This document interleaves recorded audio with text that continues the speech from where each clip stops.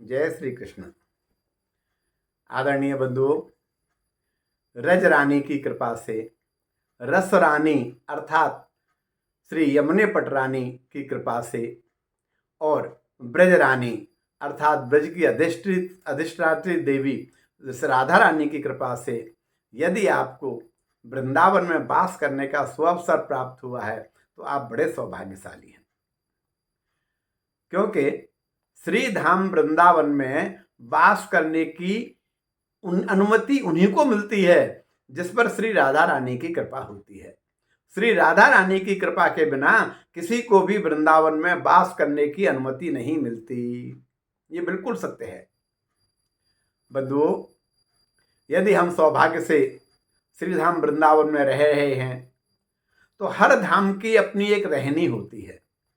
रहने का अभिप्राय कि हम उस धाम में कैसे रहें, कैसे अपना जीवन यापन करें। बंधुओं, जैसा हम बार बार कहते आ रहे हैं कि यदि आप धाम में निवास कर रहे हो तो किसी भी प्रकार के अपराध से बचिए। आपसे भूलकर भी कोई अपराध ना बन जाए, क्योंकि अन्यत्र किए हुए अपराध की तो क्षमा है, लेकिन धाम में किए हुए अपराध की क्षमा नहीं होती। इसलिए भूल कर भी अपराध से बचिए। किसी की निंदा मत करिए, किसी भी वस्तु से घृणा मत करिए।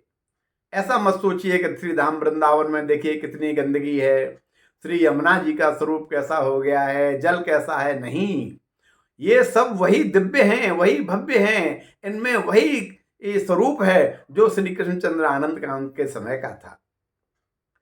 मैं आपको एक स्मरण दिलाता हूं।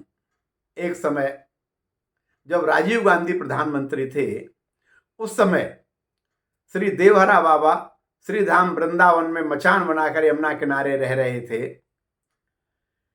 तब राजीव गांधी जी ने बूटा सिंह जी के माध्यम से ये कहलवाया कि बाबा से कहिए कि यहाँ तो यमुना का जल प्रदूषित हो गया है और यहाँ ऊपर जो है दिल्ली के ऊपर, वहाँ पर आप मचान बना लीजिए, यहाँ रहिए। यहाँ दिल्ली का यमुना जी का जल शुद्ध है, क्योंकि दिल्ली का अपशिष्ट जो है उस यमुना जी में वहाँ पर नहीं डल रहा। दिल्ली के ऊपर की बात है। जैसे ही बूटा सिंह जी ने आकर श्री बाबा के अनुयायियों से, सेवकों से ये बात कही तो किसी की हिम्मत नहीं हुई कि बाबा से इस विषय पर चर्चा करें। उनके जो एक निज सेवक थे, उन्होंने कहा अच्छा समय देखकर मैं बात करूंगा।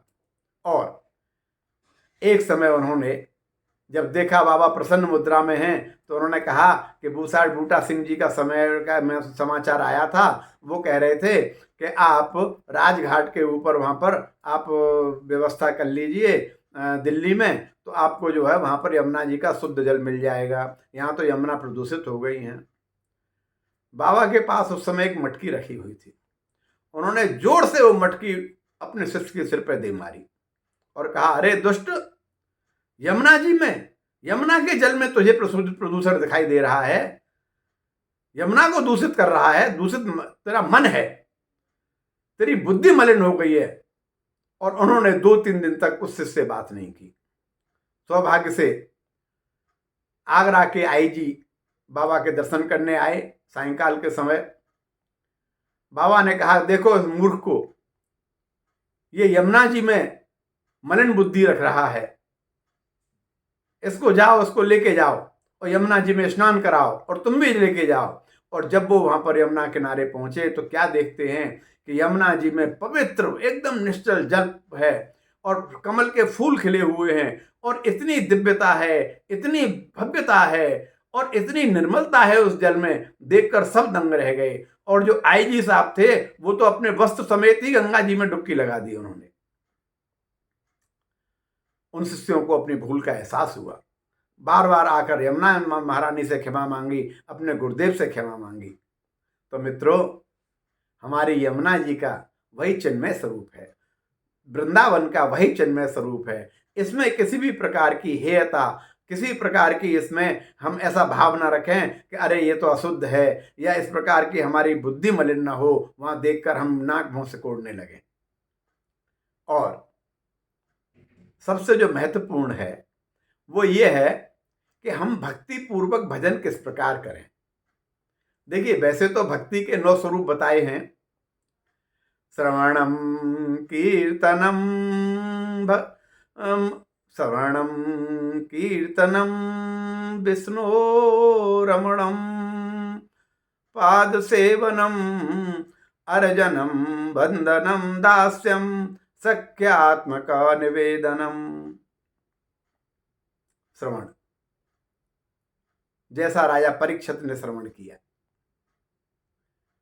राजा परीक्षित ने भगवान के स्वरूपों की, भगवान के रूपों की, भगवान की लीलाओं की जो श्रवण किया मन लगाकर, 7 दिन के अंदर ही मोक्ष को प्राप्त हो गए। कीर्तनम, श्री नारद जी महाराज, श्री सुखदेव जी महाराज निरंतर भगवान के नाम का कीर्तन करते ही रहते हैं। तो श्रवण हो, कीर्तन हो और भगवान के नाम रूपों का वर्णन होता रहे।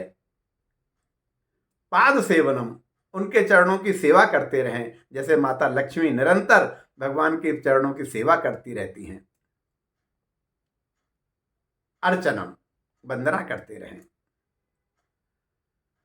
तो जो जो भक्ति के स्वरूप बताए हैं उस प्रकार से भक्ति तो हम करते ही रहें, लेकिन एक जो सबसे मुख्य है वो है भक्ति गोपी भाव की।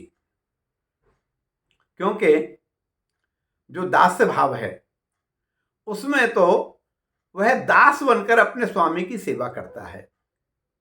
जो वात्सल्य भाव है वो माता के रूप में अपने पुत्र का लालन पालन करती है।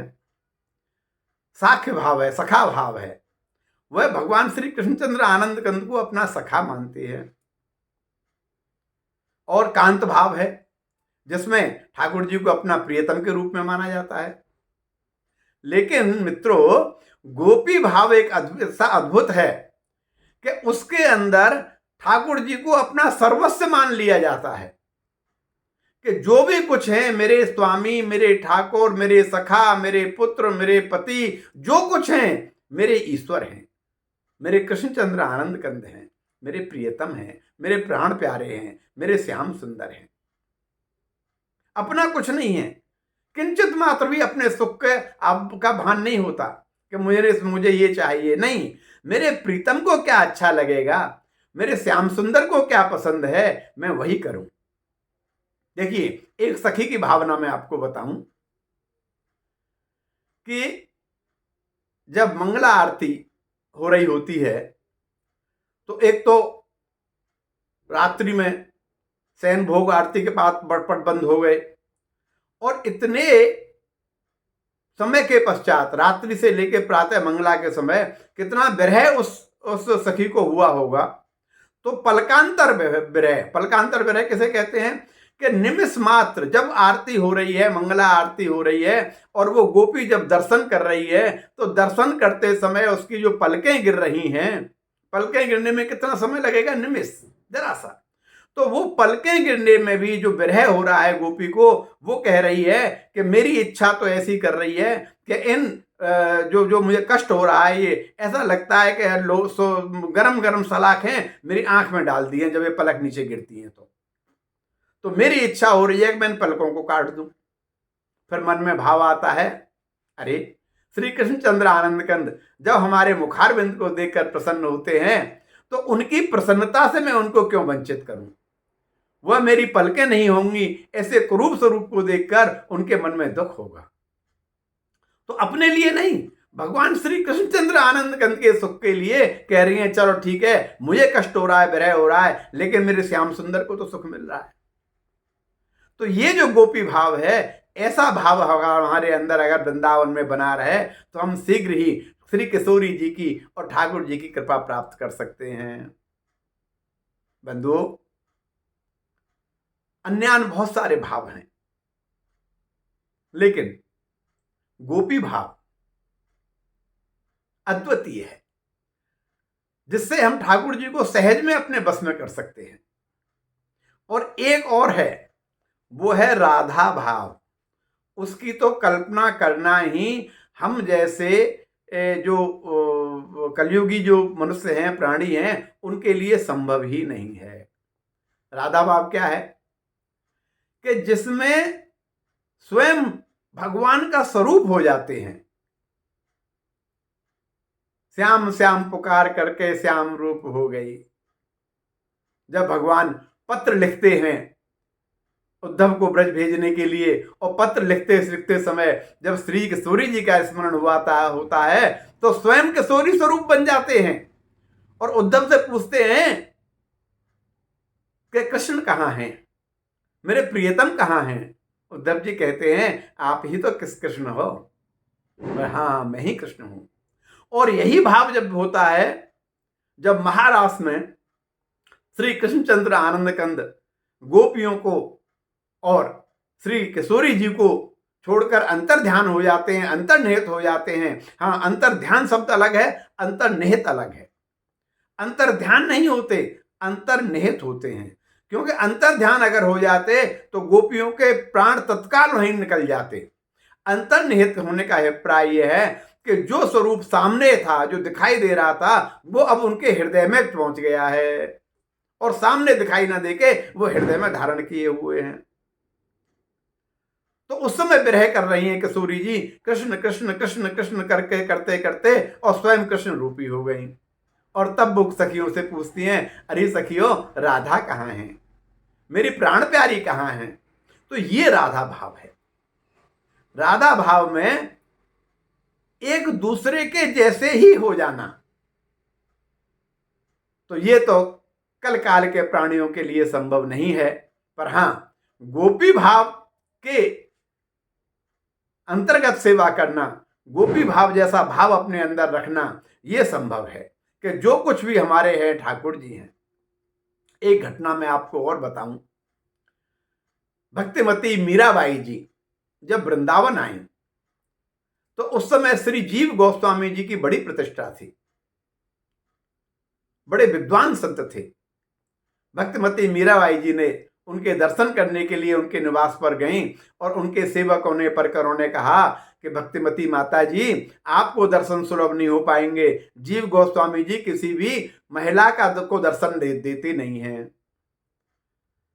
भक्तिमती मीराबाई ने कितनी सुंदर बात कही। बोले, अच्छा, यहां और भी कोई पुरुष रहता है? मैं तो सिर्फ यही जानती थी कि वृंदावन में एकमात्र पुरुष श्री कृष्णचंद्र आनंद कंद हैं और बाकी सब तो गोपियां ही रहती हैं। जब परकरों ने ये बात जीव गोस्वामी जी को जाके बताई तो जीव गोस्वामी जी को अपनी त्रुटि का आभास हुआ।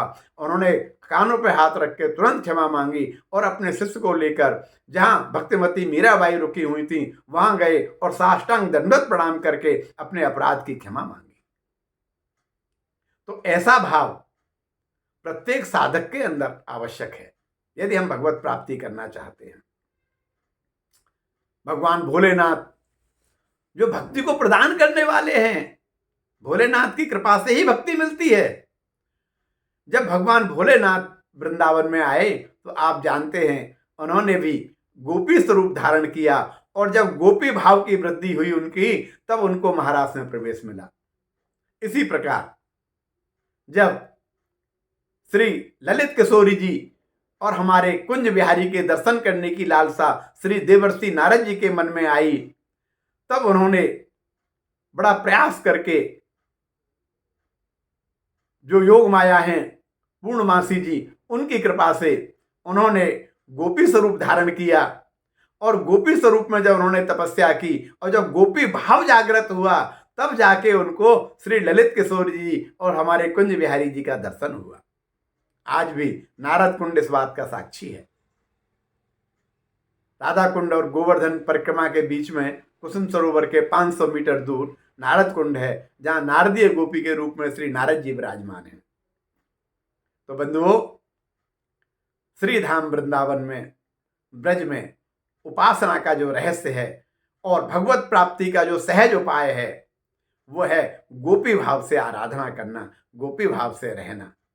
आज भी मंदिरों में आपने देखा होगा बड़े बड़े संत जो हैं वो गोपी स्वरूप में जाके नृत्य करते हैं। मुझे स्मरण है जब मैं बाल्यकाल में वृंदावन में रहता था पढ़ाई कर रहा था, उस समय मेरे घर के निकट में एक साधु बेला आश्रम था। वहाँ पर जो स्वामी जी रहते थे, स्वामी पुजारी जी के नाम से उनको जाना जाता था, जीवन मुक्तोदासीन जी महाराज, वो और उनके परकर हर राधाष्टमी पर बड़ा 16 श्रृंगार करके और बड़े भव्य स्वरूप में जाके राधा रानी का दर्शन करके आते थे। और वही श्री राधा वल्लभ लाल जी मंदिर में और श्री बांके बिहारी जी मंदिर में बड़ा सुंदर नृत्य करते थे, गोपी भेष में और गोपी भाव में। तो ऐसा भाव जिस दिन हमारे अंदर जागृत हो जाएगा, आप ये मान के चलिए कि ठाकुर जी की असीम कृपा हमारे ऊपर हो जाएगी और हमको भगवत प्राप्ति का साधन बड़ा सुलभ हो जाएगा और सहज में ही हमको भगवान की कृपा प्राप्त हो जाएगी। और इसी जन्म में हमको किशोरी जी और श्री श्याम सुंदर जी के दर्शन भी मिल जाएंगे। आप सबका कल्याण हो। जय जय श्री राधे।